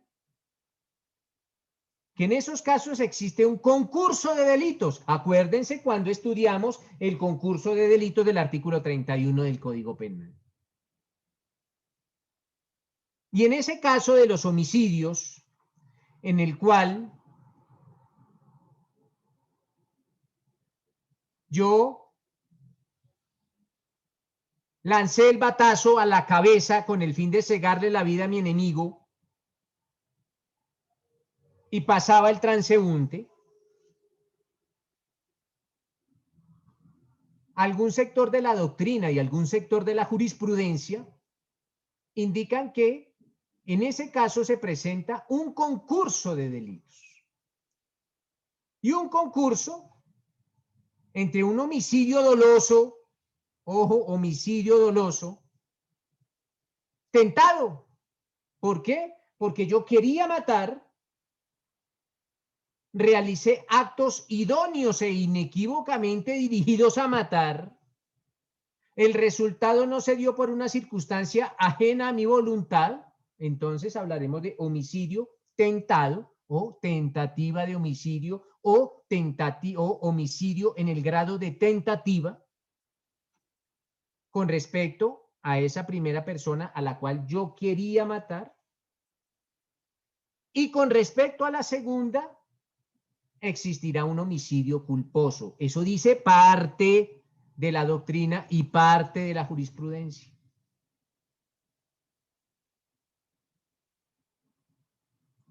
Otro sector de la doctrina y de la jurisprudencia indican que la solución para ese caso es que efectivamente se materializa un concurso entre homicidio doloso tentado, la persona que busqué matar con el batazo y no pude, por una circunstancia ajena a mi voluntad, y homicidio doloso también con relación al tercero, porque se presenta la figura del dolo eventual. Yo tenía que prever que posiblemente con mi actuar podrían verse involucradas otras personas. Entonces, ojo con la aberratio ictus o error en el golpe, porque no existe todavía un consenso o una unificación de criterios. No, existe una línea de pensadores jurídico-penales que le dan una solución al caso y otros que le dan otra solución. Pues en unos que dirán doloso tentado frente al que quiso matar y no pudo, y culposo con el que mató, y otros dirán no, es doloso con los dos, uno con dolo directo y otro con dolo eventual. Profe, pero los dos son válidos, o sea, las dos son válidas. ¿Por qué? Porque las dos tienen soporte jurídico. De hecho, son magistrados y son estudiantes, estudiosos del derecho, los que consagran esas dos posibles soluciones. Por eso, o sea, ahí la idea es desvirtuar el uno al otro, por decir algo. Sí, la idea es convencer al juez de que mi tesis es la acertada y no la tesis de mi contraparte. Ya. Pero podrán las personas que deseen ahondar más en este asunto, podrán encontrar cualquiera de las dos respuestas. Si me preguntan, ¿bajo cuál de las dos respuestas yo me adscribo o me matriculo con cuál de las dos tesis? Yo soy partidario que la persona comete dos delitos dolosos, un dolo directo y el otro dolo eventual. Pero existen voces discordantes de grandes estudiosos del derecho que también son dignos de respetabilidad y de crédito. Simplemente defienden su postura. En eso consiste el error en el golpe o la aberratio ictus. existe otra clase de error. Se denomina la aberratio delicti. D-E-L-I-C-T-I. Delicti. Delicti. Aberratio delicti. Este error se presenta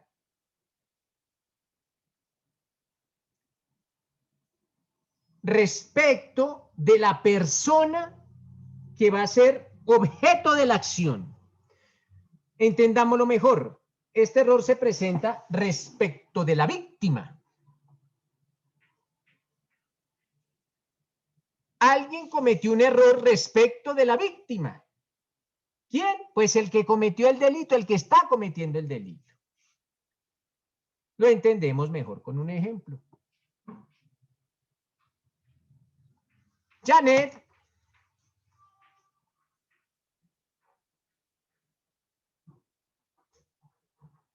tiene una persona que le debe dinero. Hay un deudor, Janet es la acreedora, le prestó 50 millones de pesos y el señor o la señora deudores no quieren pagar. Janet, cansada de cobrar, decide contratar un sicario para que mate al deudor, en virtud de que ya agotó todos los medios y ve que la persona no va a devolver el dinero y dice, esto no se queda así, lo voy a mandar matar. Para tal fin, Janet contrata un sicario y le dice al sicario, señor sicario, don sicario,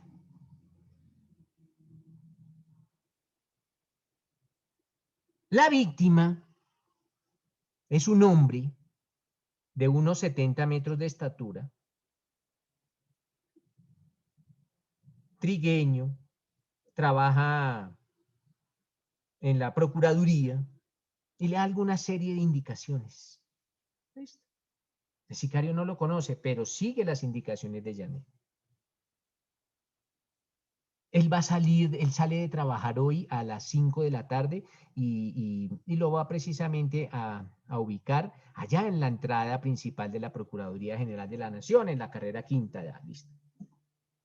El sicario se dirige.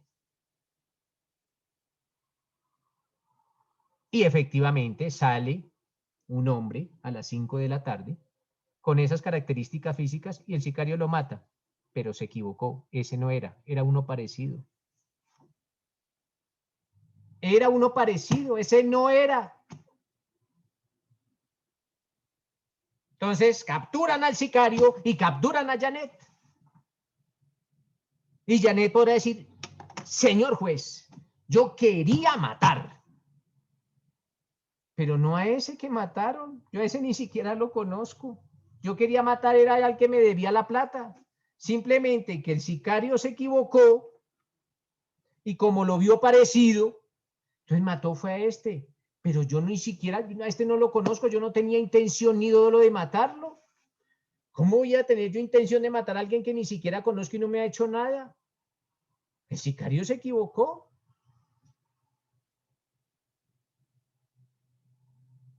Entonces, nótese que aquí fue un error en la víctima.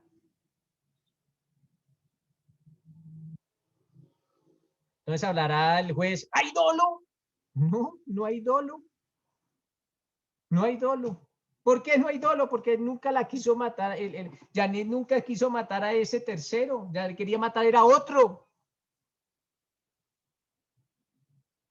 Entonces, los partidarios, si no hay dolo, no hay delito, porque el dolo es un integrante de la tipicidad. Y si no se materializa el dolo, no podremos hablar de delito. Otros dirán, pero es culpa. Pero no, ¿cuál culpa? Si la culpa es falta al deber objetivo de cuidado y los sicarios no tienen que tener ningún falta al deber objetivo de cuidado porque no existen deberes objetivos de cuidado para los que contratan sicarios y mucho menos deberes objetivos de cuidado para los que matan ejerciendo el sicariato.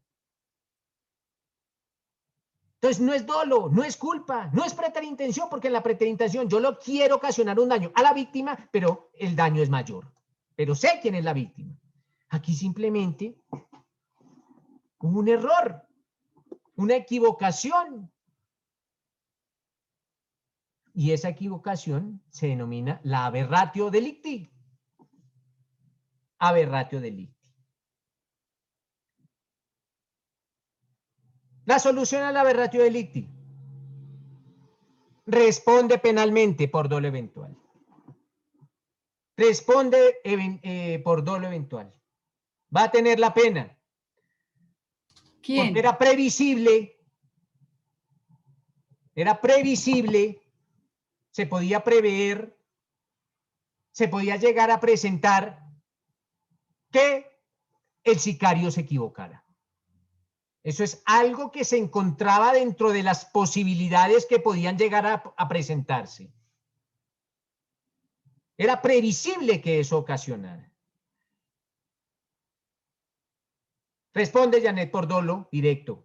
Por dolo eventual, discúlpenme. Por dolo eventual. Simplemente existe la figura y tiene su solución. Aberratio delicti. Profe, y entonces el sicario sí responde por el Claro delito. que sí, claro que sí. Los dos responden. Pero existe esa figura. Se llama la aberratio delicti. Ah, listo.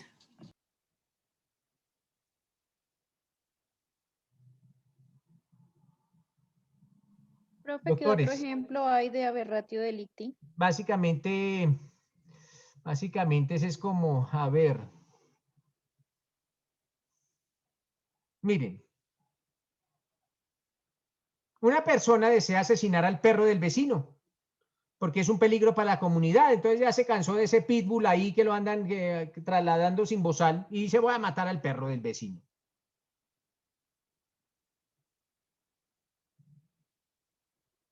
Y en la noche ve el perro, saca el arma y dispara contra el perro. Pero le dio muerte fue al dueño, que le estaba dando los alimentos al perro. Aberratio delicti. Iba a matar a un perro, que es un delito. Pero se equivocó y mató, fue al dueño. Podrán hablar del aberratio delicti, pero el ejemplo más típico es el de la persona que dispara el arma contra alguien que cree que es su enemigo, pero era una persona con rasgos físicos muy similares. Ese es el ejemplo más típico del aberratio delicti.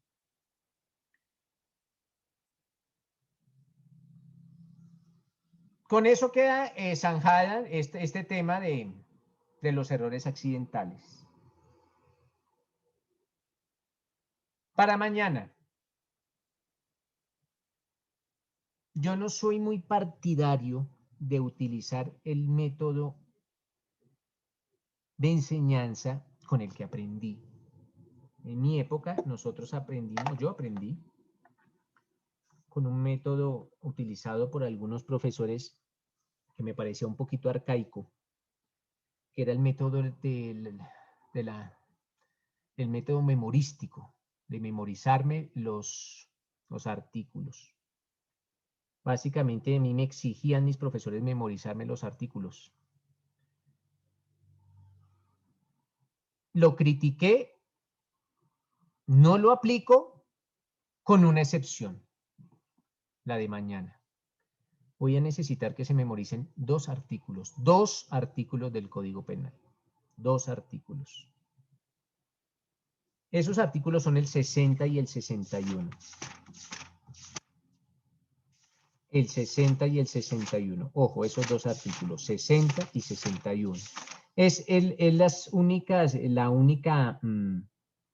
único tema en el cual casi que exijo que se memoricen los artículos, el 60 y 61. Y aparte de eso, exijo que tengan el código físico. Entonces, para mañana, el código debe estar físico, por lo menos en sus primeros 100 artículos. Y memorizado, de ser posible, esos dos artículos, el 60 y el 61. Mañana vamos a aprender, mañana jueves, vamos a aprender cuál es el análisis que realiza un juez de la República para imponerle a una persona, a un procesado que es hallado penalmente responsable, para imponerle una pena. ¿De dónde sale la pena? La pena definitiva que se le impuso a Pedro Pérez fueron 60 meses de prisión. ¿Qué operaciones hizo el juez para establecer que eran 60 y no 61? O 62 o 59. Entonces, quedan notificados en estrados y contra esta decisión no procede ningún recurso. ¿Tiene algo que acotar, Sandra Margarita? ¿No hay réplica, doctor? No hay réplica, no hay apelación, no hay súplica, no hay queja, no hay pataleo, no hay ninguno, ni recurso legal ni extralegal. Profe, yo tengo una Existe pregunta. apelación, profe. Ninguno. En la sentencia que estamos leyendo para el viernes, ahí hablan sobre el error sobre los elementos descriptivos del injusto. Sí, ese es el ¿Será error que ese es el error de tipo. Ah, ¿es el mismo de Sí, es el tipo? error de tipo, sí. Ah, Sino que ok. la Es persona el que escribió esa sentencia, el doctor Germán Pavón, yo no digo el magistrado ponente, estoy diciendo el que la escribió, se llama Germán Pavón, el que se tomó el trabajo de escribir esas 90 hojas o 100 hojas, se llama Germán Pavón. Pueden indagar también quién es Germán Pavón, él fue el que la escribió trabajando para Yesid. O sea, lo del injusto es el mismo error de tipo. El error de tipo. Ok, profe, gracias. Vale, perfecto. ¿Quién tiene alguna otra acotación? Yo, profe Mauricio Velandia. Cuénteme, Mauricio. Profe, quería preguntarle, ¿el aberratio delicti solo se produce en los homicidios o, por ejemplo, si una persona va a robar un lugar pero termina robando otro por error, también se aplica ahí? Puede ser, sí, señor, claro que sí. Igual se le va a imponer la pena. Esa es la solución que la justicia le da al aberratio delicti. Gracias. Profe. Sí, cuénteme. Profe, es que la sentencia sobre el ladrón que lo ladrón no la copié, qué pena. Ah, bueno, yo mañana se las digo, es que ya cerré el libro. Ah, no, aquí la tengo. Venga, les digo, es la sentencia, la de ladrón que roba ladrón es la 4830. 40830 del 22 de mayo de 2013.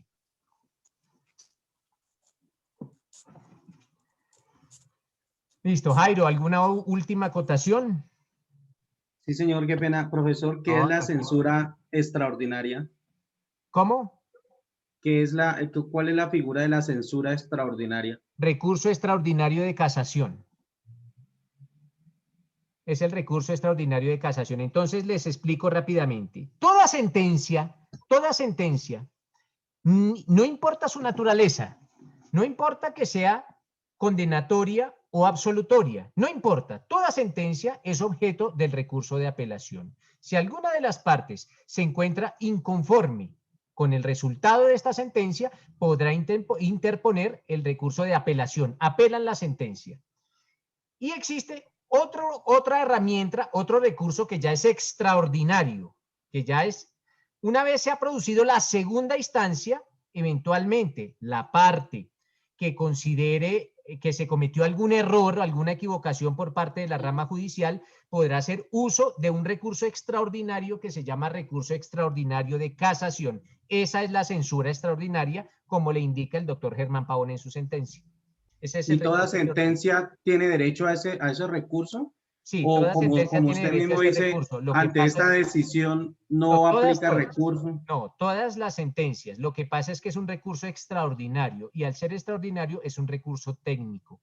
Por eso, las personas que se dedican a la casación, una casación en el mejor de los escenarios, está costando entre 90 y 100 millones de pesos. De ahí hacia arriba, hasta el techo que uno quiera ponerle. Pero es un recurso muy técnico, es un recurso extraordinario y es extremadamente técnico y necesita muchas formalidades. Entonces, pero existe, allá está en el 180 del Código de Procedimiento Penal. Existe y el doctor Germán le denomina censura extraordinaria. O sea, se deben cumplir unos requisitos para poder solicitar ese recurso. Muy técnicos. Yo les decía que yo estudié una especialización de 1 año haciendo solo estudiando eso. Pero existe, las personas que deseen, existe en la Universidad de la Gran Colombia la especialización en casación penal. Para eso necesitan ser magísteres o ser especialistas en derecho penal, aparte de ser abogados. Y las sentencias dictadas en primera instancia por cualquier juez, ¿todas tienen el derecho de una apelación o hay algunas sentencias que no cabe el recurso de apelación? En materia penal, absolutamente todas.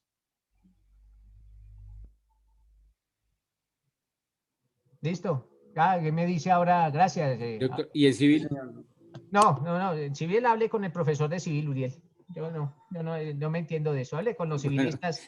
Con los Bueno, civilistas, profe. los del civil, los del penal, estamos más allá de ellos. Wilson. Profe, una preguntita, ¿cuántas veces se puede dar uso al recurso de apelación? Una sola vez. ¿Hay un límite? Una sola vez. Ok, gracias. Vale, perfecto. Hasta mañana. Les Que deseo un feliz día. No olviden lo de mañana y gracias por su tiempo. Gracias. Profesor, muchísimas gracias a usted, muy amable. Muchísimas gracias. Muchas gracias, profesor. Gracias. Profe, muchísimas gracias y piense lo de la apelación. No, la reposición.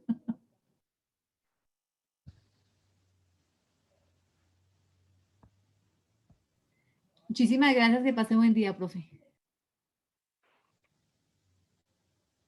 Gracias a ustedes.